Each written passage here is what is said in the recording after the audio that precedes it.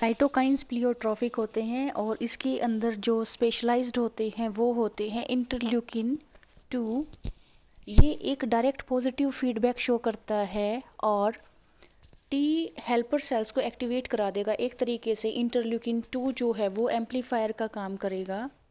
And interleukin 1 और 6 जो है वो एक्यूट फेज प्रोटीन्स रिलीज़ कराते हैं लीवर से, जो कि इन्फेक्शन लड़ने में हमारी हेल्प करती हैं।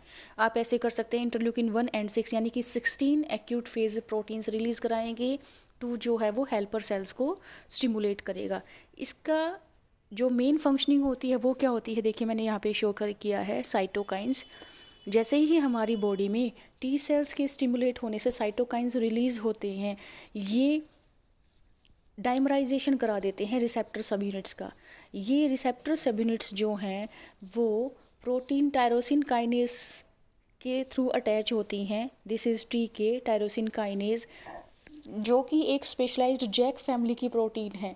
Just another kinase JAK family के अंदर आता है ये सारा का सारा। जैसे ही ये डाइमराइजेशन होती है इन रिसेप्टर प्रोटीन्स की, यहाँ पर फास्फोरिलेशन हो जाएगी और जैसे ही फास्फोरिलेशन होती है, ये फास्फोरिलेशन एक स्टैट एक्टिवेट कर देती है। STAT means signal transducer and activators of transcription. ये स्टैट जो है बेसिकली ट्रांसक्रिप्शन फैक्टर्स होते हैं और ये ट्रांसक्रिप्शन फैक्टर्स हमारी बॉडी में एंटीबॉडीज़ की स्टिमुलेशन करा देंगे इन सभी सेल्स की। So it was the action of helper T cells. Now the killer और cytotoxic T cells, नाम से ही पता चल रहा है cytotoxic means सेल को किल करने वाली। ये सेल्स जो हैं इन्फेक्शन की साइट पे पहुंच जाएंगी, वहाँ पर बहुत सारे ऐसे केमिकल्स रिलीज़ करेंगी जिसकी वजह से सेल की डेथ हो जाएगी, ये सेल को किल कर देंगी। जैसे कि लिम्फोकाइंस, ये लिम्फोकाइंस किसी भी पर्टिकुलर जगह पे जाके मैक्रोफेजेस को अट्रैक्ट कर लेंगे कीमोटैक्सिक मूवमेंट्स के थ्रू। और मैक्रोफेज हम जानते हैं कि फैगोसाइटोसिस एक्शन शो करती हैं जस्ट लाइक अमीबा, और ये माइक्रोब्स को इंगल्फ करके उन्हें खा जाती हैं। Next is lymphotoxic. ये लिम्फोफोटोटॉक्सिन्स फॉरेन सेल्स को स्पेशल केमिकल्स के थ्रू उनकी सेल मेम्ब्रेन को डैमेज कर देते हैं, साइटोलाइसिस करते हैं और सेल की मेम्ब्रेन डैमेज करके ये माइक्रोब्स को किल कर देंगे। एंड इंटरफेरोन्स हमेशा वायरस के टाइम पे रिलीज़ होते हैं।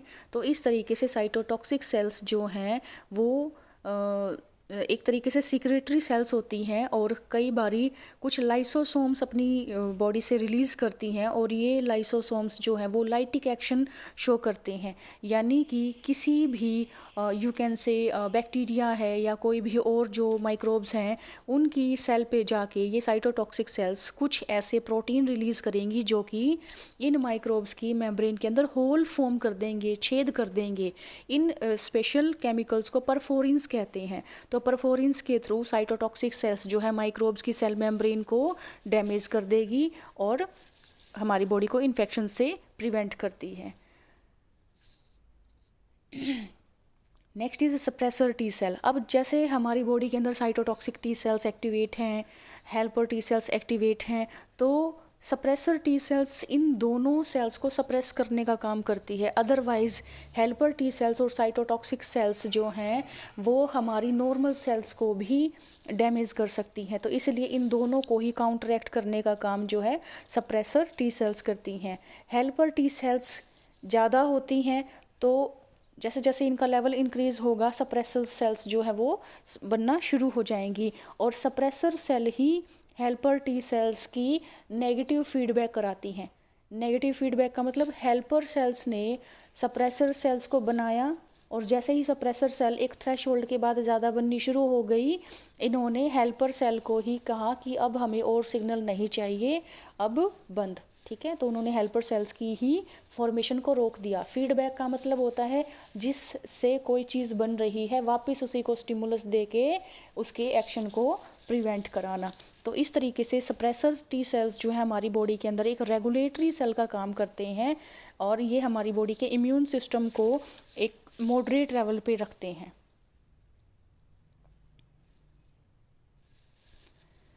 बेसिकली जो टी सेल्स या जो इसका जो एक्शन होता है सप्रेसर सेल्स का, वो हमारी बॉडी के अंदर एक इम्यून टॉलरेंस की एबिलिटी को लेके आता है। इम्यून टॉलरेंस और you can say self tolerance, जिसके अंदर सप्रेसर टी सेल ये डिफाइन करती हैं कि हमारी नॉर्मल सेल्स को डैमेज ना हो। कुछ टी सेल्स जो है मेमोरी या प्राइम्ड सेल्स के अंदर कन्वर्ट हो जाती हैं, और ये प्राइम्ड सेल या memory T cell lymph nodes के अंदर सुरक्षित रहती हैं और बाद में एंटीबॉडीज़ प्रोड्यूस करती हैं, जैसे ही हमारी बॉडी के अंदर दोबारा से वही एंटीजन फ्यूचर में अटैक करती है। तो इस तरीके से मेमोरी सेल्स जो हैं वो मोर इफेक्टर सेल्स और मेमोरी सेल्स के रूप में काम करेंगी, और बेसिकली टी सेल्स यानी कि ये टी सेल्स की मेमोरी और प्राइम्ड सेल हमारी बॉडी के अंदर 4 या 5 साल तक भी एक्टिवेट रह सकती हैं। अगर हम बात करते हैं सप्रेसर सेल की, तो हमारी बॉडी के अंदर टी सेल्स कुछ CD8 एंड CD4 नाम के कुछ यू कैन से एक को स्टिमुलेटरी सिग्नल्स होते हैं या सप्रेशन के इफेक्टर्स होते हैं, इनके साथ मिलके कम्बैट करती है। Basically CD8 T2 sales interleukin 4 के साथ इंटरेक्ट करेंगी, जबकि TH सेल्स जो है इंटरफेरोन्स Y के साथ काम करेंगी। ये देखिए, this is the diagram. CD8 T2 ये हेल्पर टी सेल्स को कम्बैट करती हैं by releasing IL interleukin 4, and cytotoxic T sales जो हैं CD8 T1 ये हेल्पर TH2 के साथ इंटरेक्ट करती हैं by releasing IFN gamma interferons. So ये एक डायग्राम आप बना देंगे। Next is type of immune system. Immune system 2 तरीके का होता है। पहला होता है ह्यूमोरल और एंटीबॉडी मीडिएटेड इम्यून रिस्पॉन्स, जिसको AMIS भी बोलते हैं। ये बेसिकली बी सेल्स से बनता है, जिसके अंदर एंटीबॉडीज़ रिलीज़ होते हैं, और जैसा कि हम पहले ही जानते हैं बी लिम्फोसाइट्स जो है हमारी बॉडी के अंदर सर्कुलेट करती हैं और प्लाज्मा सेल्स के अंदर कन्वर्ट हो जाती हैं। कुछ प्लाज्मा सेल्स जो है मेमोरी सेल्स के रूप में रहती हैं, और बेसिकली ये प्लाज्मा सेल्स जो है वो फर्दर एंटीबॉडीज़ की क्लास GAMDE को एक्टिवेट करती है और हमारी बॉडी का डिफेंस मैकेनिज्म बनाती है।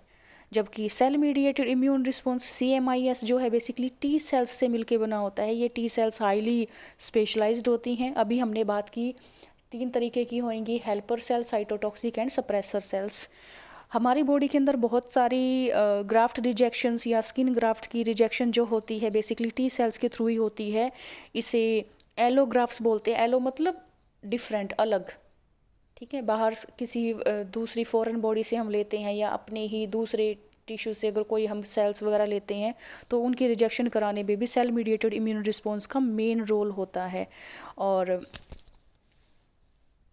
ये हमारी बॉडी को कैंसरस सेल्स से भी प्रिवेंट करते हैं, बिकॉज दे कैन सेंस कि कैंसरस सेल्स जो है वो हमारी नॉर्मल सेल्स से डिफरेंट है। तो कोई भी सेल मीडिएटेड इम्यून रिस्पॉन्स जो है वो टी सेल्स की हेल्प से होएगा। ये कुछ डिफरेंस हैं, जैसे कि बी सेल और टी सेल के अंदर बी सेल्स जो है ह्यूमोरल सिस्टम बनाएंगी, टी सेल सेल मीडिएटेड बनाएंगी। बी सेल्स हमने पहले ही बात की थी, बुड्स ऑफ फैब्रिकस के अंदर या पेयर्स पैचेस के अंदर होगा। टी मीन्स थाइमस के अंदर प्रोड्यूस होंगी ये by sensing the peptide thymosin. B cells जो है वो वायरस के अगेंस्ट ज़्यादा यूज़फुल नहीं रहती। बेसिकली ये बैक्टीरिया और दूसरे माइक्रोब्स के अंदर ज़्यादा मेन रोल प्ले करते हैं। ये ट्रांसप्लांट्स और कैंसरस सेल्स के साथ रिएक्ट नहीं करती, जबकि टी सेल्स जो हैं वो माइक्रोब्स के साथ organ transplantation, cancerous cells, allografts, pathogenic microbes सभी के साथ इंटरेक्ट करती हैं। बी सेल्स जो हैं वो clone of plasma cells produce करती हैं, और ये प्लाज्मा सेल्स फर्दर एंटीबॉडी बनाएंगी। और प्लाज्मा सेल्स जो है वो इन्फेक्शन की साइट पे मूव नहीं करती, जबकि टी सेल्स जो है वो T cell killer, helper and suppressor 3 type की सेल्स बनाती हैं जो कि पैथोजन से हमें प्रिवेंट करती हैं। बी सेल्स का कोई भी इनहिबिटरी इफेक्ट नहीं होता, जबकि इसके अंदर सप्रेसर सेल्स इस तरीके से स्पेशलाइज्ड होती हैं कि वो इम्यून सिस्टम को इनहिबिट करती हैं। ये देखिए बी सेल्स जो है हमारी बॉडी के अंदर मेनली ब्लड के अंदर 15 to 25% होंगी, जबकि टी सेल्स जो है वो मैक्सिमम ब्लड के अंदर प्रेजेंट होंगी। और स्प्लीन के अंदर जो है बी सेल्स ज़्यादा होंगी। बोन मैरो के अंदर बी सेल्स ज़्यादा प्रेजेंट होती हैं, टी सेल्स कम होती हैं। जबकि थाइमस ग्लैंड के अंदर जो है टी सेल्स, नाम से ही पता चल रहा है, ज़्यादा होंगी। और लिम्फ नोड्स के अंदर भी टी सेल्स ज़्यादा प्रेजेंट होती है। बात करते हैं टाइप्स ऑफ एक्वायर्ड इम्यूनिटी की। दो तरीके से होती है ये, एक होती है एक्टिव और नेचुरल। एक्टिव और नेचुरल इम्यूनिटी लॉन्ग लास्टिंग होती है, बिकॉज इसके अंदर खुद हमारी बॉडी के अंदर इन्फेक्शन होता है। हमारी बॉडी जो है ऑन जो है वो एंटीजेंस का सामना करती है, जैसे कि चिकन पॉक्स है, मप्स है, मिसील्स है, इन सभी का इन्फेक्शन होना, या कोई सब क्लिनिकल इन्फेक्शन हो जाए, या जिसके अंदर हमारी बॉडी कुछ किल्ड माइक्रोब्स या कुछ ऐसे डिटॉक्सिफाइड टॉक्सिन्स का इंजेक्शन हमारी बॉडी को लगा दिया जाए, तो उस टाइम पे हमारी बॉडी के अंदर एक्टिव और नेचुरल इम्यूनिटी डेवलप होएगी। एक्वायर्ड इम्यूनिटी होता है कि अगर हम ये जो है टेम्परेरी और जो है कुछ दो तरीके से हो सकती है, टेम्परेरी भी हो सकती है, परमानेंट भी हो सकती है। एक्वायर्ड का मतलब होता है कि खुद हमने उस एंटीजन को फेस नहीं किया, उसका स्मॉल कंटेंट या तो एटीन्यूएटेड फॉर्म के अंदर हमें दिया गया या स्लाइटली लेस टॉक्सिक फॉर्म के अंदर हमारी बॉडी में इंजेक्ट किया गया आर्टिफिशियली। ठीक है।